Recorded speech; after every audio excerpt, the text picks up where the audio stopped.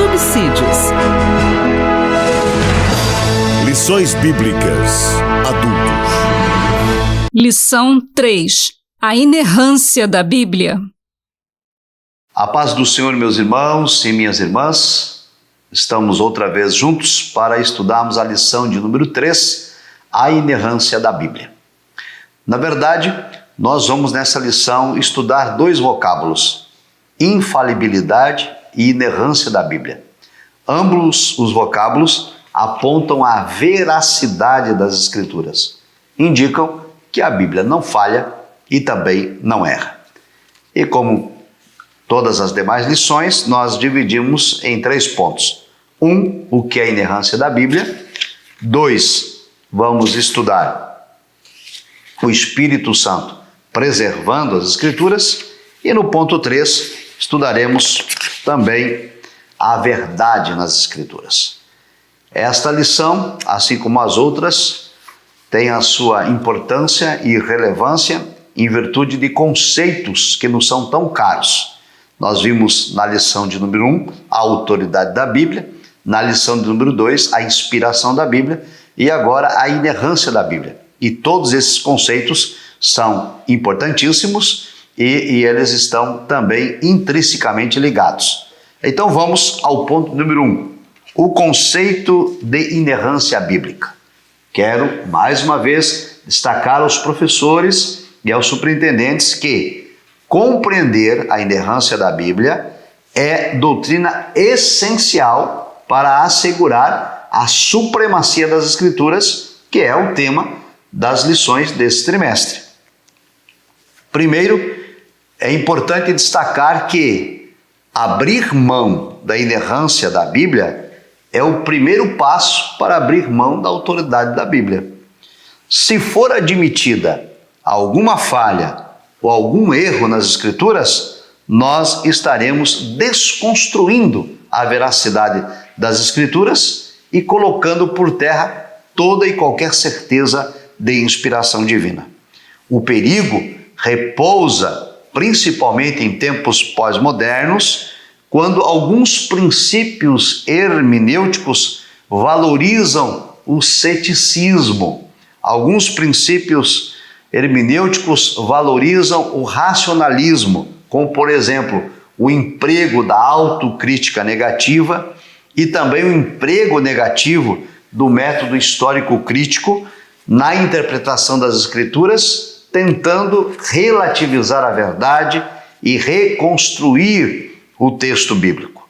Em virtude destas discrepâncias e desses equívocos que estão acontecendo na teologia liberal e presente nessa sociedade pós-moderna, surgiram então diferentes conceitos de inerrância no cristianismo. Há, para os teólogos liberais, níveis distintos de inerrância.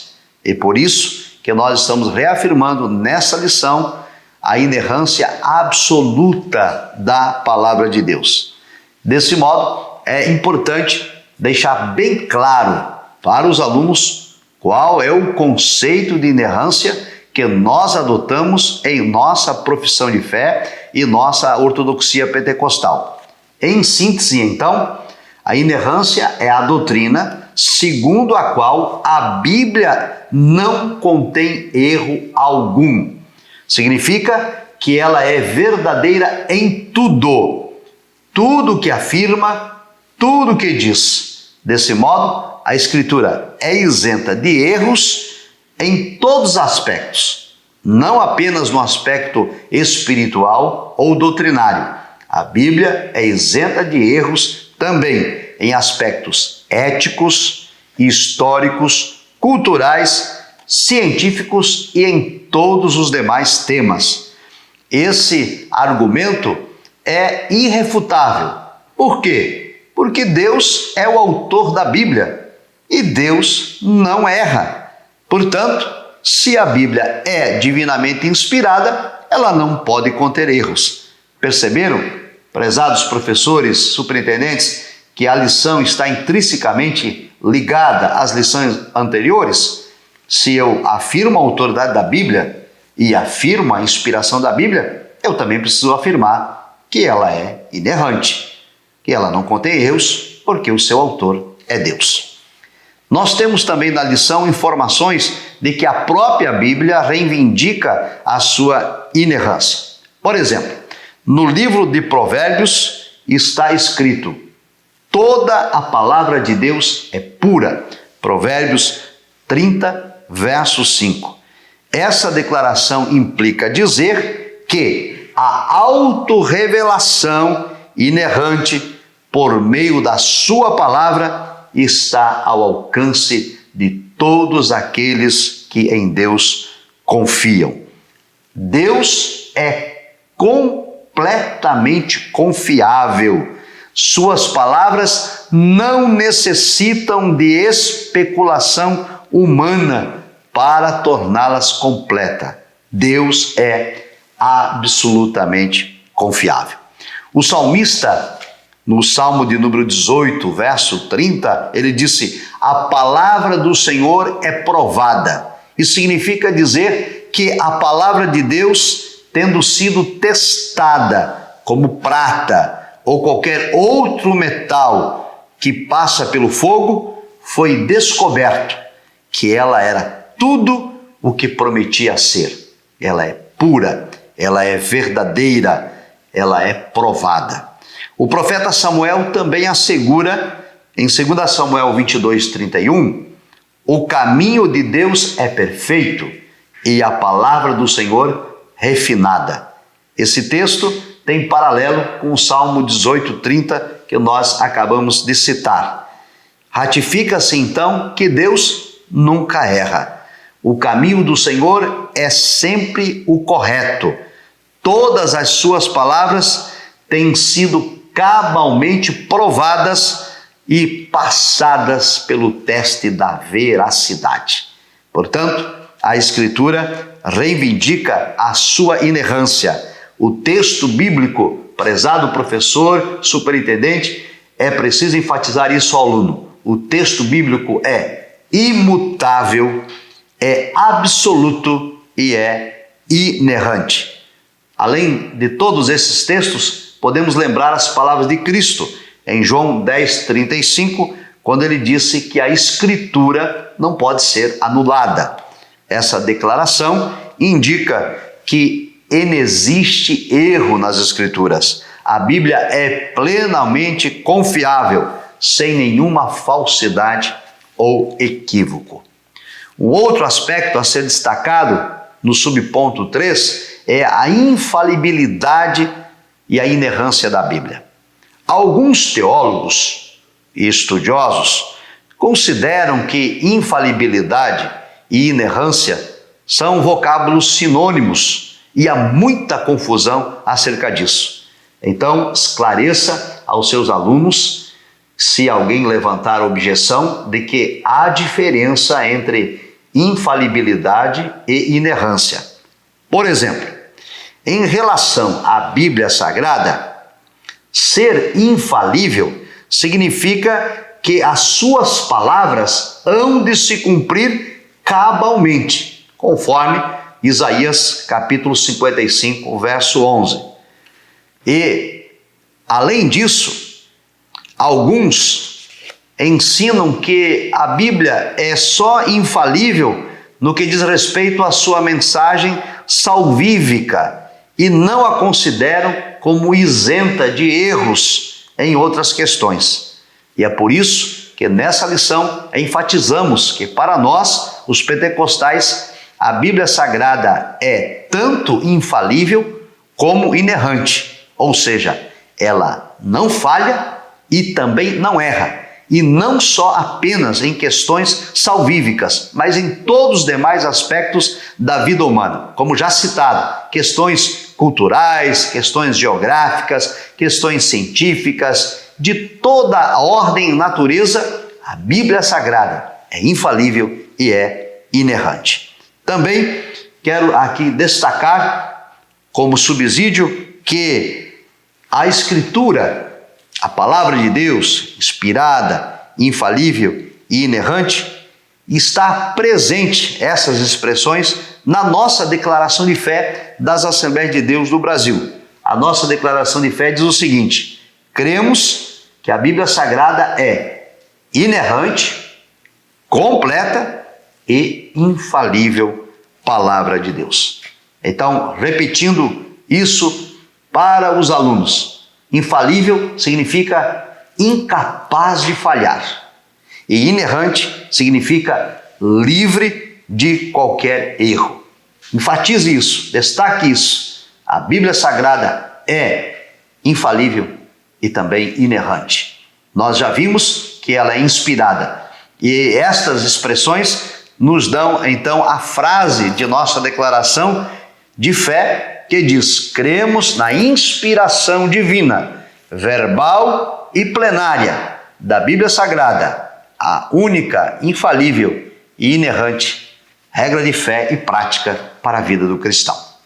O ponto número 2 desta lição vai tratar sobre a questão do Espírito Santo preservar as Escrituras. E aí nós trazemos à igreja, aos alunos, pontos importantes, como por exemplo, os manuscritos autógrafos. O que são manuscritos autógrafos? São os originais, os textos com a grafia de próprio punho dos autores bíblicos ou dos escreventes sob o texto no idioma original. Neles, nos autógrafos, foram registradas as palavras inspiradas pelo Espírito Santo. A objeção que alguns levantam sobre a inerrância do texto bíblico é de que estes textos originais não existem mais. Eles foram substituídos por cópias pelos manuscritos. Então, nós declaramos que, embora esses documentos originais não tenham sobrevivido por uma questão cultural, os que nós temos hoje disponíveis, as cópias manuscritas, não perderam a inerrância, porque o Espírito Santo preservou os manuscritos conforme o texto original, porque é o Espírito Santo quem inspirou a palavra e é o Espírito Santo também quem conserva a palavra. Nesta, então, afirmação, declaramos que a inerrância das Escrituras, sim, absolutamente, pertence aos documentos autógrafos, aos documentos originais. Porém, cremos, enfatizamos, ensinamos e temos provas suficientes de que as cópias desses manuscritos são cópias fiéis dos originais, que preservaram a exatidão daquilo que foi por Deus revelado. O Espírito Santo providenciou e manteve a revelação divina incorruptível. Dessa forma, se entendermos que não é assim, nós estaremos negando a autoridade da Bíblia. E isso é importante, outra vez, destacar. Os textos autógrafos são os originais e os manuscritos são as cópias fiéis dos originais, de modo que a exatidão daquilo que Deus revelou está tanto nos autógrafos como também nos textos manuscritos. E é o que nós veremos agora de modo específico no subponto 2, os manuscritos apógrafos. As cópias dos manuscritos originais são chamados de apógrafos, não confundir com apócrifos, são coisas distintas. Os textos apócrifos são os textos de cópias ou manuscritos dos originais que existem hoje, como já dito em lições anteriores, cerca de 25.000 cópias manuscritas da Bíblia Sagrada. A maior delas em hebraico e em grego, mas também tem em latim e também tem cópias em aramaico, em árabe, em copta, em siriaco, em armênio, em gótico, e etiópico e tantas outras. Porém, não se pode, em hipótese alguma, dizer que esses escritos contêm erro, porque até hoje não há qualquer prova científica ou histórica de que houve alguma alteração ou alguma mudança nos textos sagrados, apesar das várias hipóteses, das várias acusações que eruditos neoliberais, não ortodoxos o fazem. Até hoje não há evidência alguma de que o texto bíblico foi alterado. Nesse mesmo sentido, deve-se atestar que a veracidade do cânon do Novo Testamento está também fundamentado em suas cópias manuscritas. Nós temos cerca de 5.800 textos manuscritos do Novo Testamento somente na língua grega, isso sem falar nos demais idiomas. E todos esses manuscritos afiançam a credibilidade, a confiabilidade e a suficiência desses escritos. Em contraste com os escritos sagrados, que nós temos todas essas cópias, 25 mil cópias da Bíblia como um todo, 5.800 só do Novo Testamento em grego, nos textos da humanidade, a maioria deles contém cerca de 10 manuscritos, escritos até um século depois dos seus originais, e eles não são, pela história e pelos seus estudiosos, contestados. E a Bíblia Sagrada, que contém 25 mil cópias manuscritas, bem próximos dos textos originais, são por teólogos liberais, neoliberais, e por ateus, e por céticos e racionalistas contestados. Por isso, nós estamos estudando nessa lição que, para a ortodoxia pentecostal, as evidências são suficientes para afirmar que o ato da inspiração aconteceu uma só vez, na redação primária dos textos autógrafos, dos textos originais, mas a qualidade dessa inspiração foi preservada pelo Espírito Santo nas cópias dos originais, os textos apócrifos. Então, para nós os cristãos, a Bíblia Sagrada é inerrante, inclusive nos textos apócrifos. Vamos agora ver os textos apócrifos e textos pseudepígrafos. A palavra apócrifo significa secreto ou oculto, muitas vezes utilizado para escritos secretos ou para seitas. E mais tarde a palavra passou a ser usada para os livros espúrios, ou livros heréticos, ou livros falsificados no cristianismo. Nós temos, por exemplo, no cânon do Antigo Testamento, da Bíblia Católica, a inserção de 7 livros apócrifos, que pelo catolicismo foi inserido a partir do Concílio de Trento, em 1546, e foi chamado pelos teólogos católicos de livros deuterocanônicos, que foram reconhecidos após estudos. Eles são, por exemplo, Tobias, Judite, Baruque, 1 Macabeus, 2 Macabeus, Sabedoria de Salomão, não confunda com Cânticos de Salomão, e Eclesiástico, também não se pode confundir com Eclesiastes. Porém, esses 7 livros, eles contêm erros, contêm doutrinas falsas, contêm práticas divergentes das Escrituras, como, por exemplo, a oração pelos mortos, e por isso, esses livros deuterocanônicos ou apócrifos, eles nunca foram aceitos pelos judeus e nunca foram inseridos no cânon do Antigo Testamento pela comunidade judaica. E é por isso que nós, os pentecostais ortodoxos, também não os aceitamos por serem livros espúrios.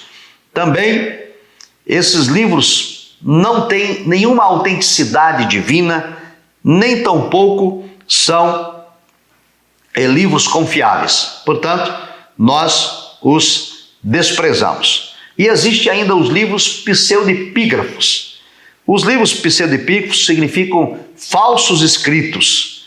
São textos que foram escritos com um pseudônimo, como alguém que estivesse escrevendo e utilizasse para isso a autoridade, por exemplo, de um dos apóstolos. Eu vou citar apenas dois. No Antigo Testamento nós temos o livro de Assunção de Moisés. É um livro pseudepígrafo, um livro falso.